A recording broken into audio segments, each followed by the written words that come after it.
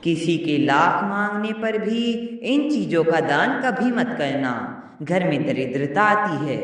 सनातन धर्म और हिंदू शास्त्रों में दान देने की परंपरा पौराणिक काल से चली आ रही है और धर्म ग्रंथों में दान के विशेष महत्व को लेकर कहा गया है कि प्रत्येक व्यक्ति को अपने सामर्थ्य और मेहनत की कमाई का कम से कम 10वां हिस्सा जरूरतमंदों को दान करना चाहिए, क्योंकि दान करने से व्यक्ति के संचित बुरे कर्मों का नाश होता है, पुण्य कर्मों में वृद्धि होती है और पिछले जन्मों के पापों का प्रभाव भी कम होता है।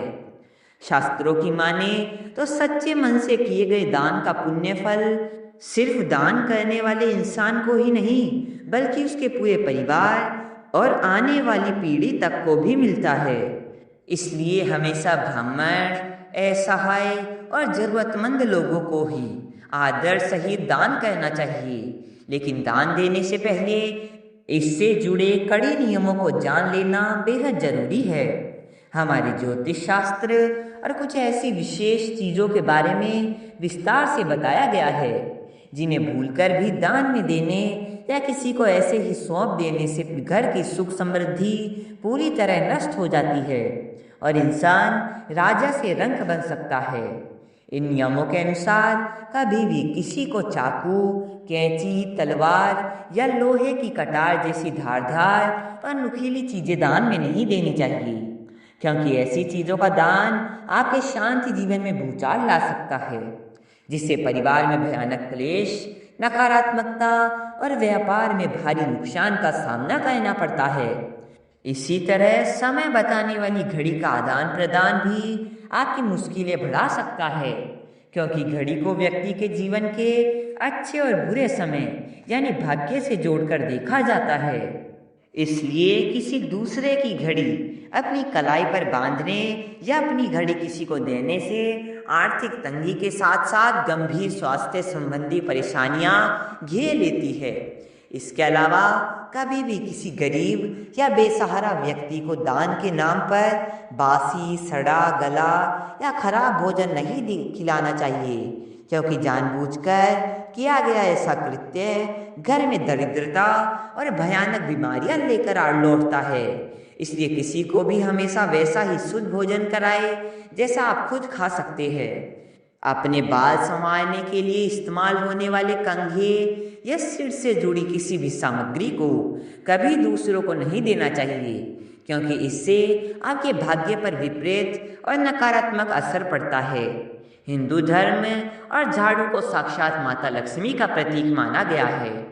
यही वजह है कि झाड़ू पर पैर लगने पर भी क्षमा मांगी जाती है और इसे छुपाकर रखा जाता है। अतः झाड़ू का दान करने से माता लक्ष्मी हमेशा के लिए रुष्ट हो जाती है, जिससे घर की पूरी बरकत चली जाती है और आर्थिक संकट का वास हो जाता है। शास्त्रों के अनुसार सूर्यास्त के बाद यानी शाम के समय दूध और दही का दान महापाप माना गया है, क्योंकि सफेद रंग की ये वस्तुएं चंद्र ग्रह और माता लक्ष्मी से संबंधित होती है, जिन्हें शाम को किसी को देने से घर का सुख, वैभव और ऐश्वर्य पूरी तरह समाप्त हो जाता है। ज्योतिष शास्त्र में शनिवार को सरसों के तेल का दान सर्वोत्तम माना गया है, लेकिन भूलकर भी इस्तेमाल किया हुआ या कढ़ाई का बचा हुआ तेल दान में नहीं देना चाहिए, अन्यथा भगवान शनिदेव का भयंकर प्रकोप और साढ़े साथी झेलनी पड़ सकती है।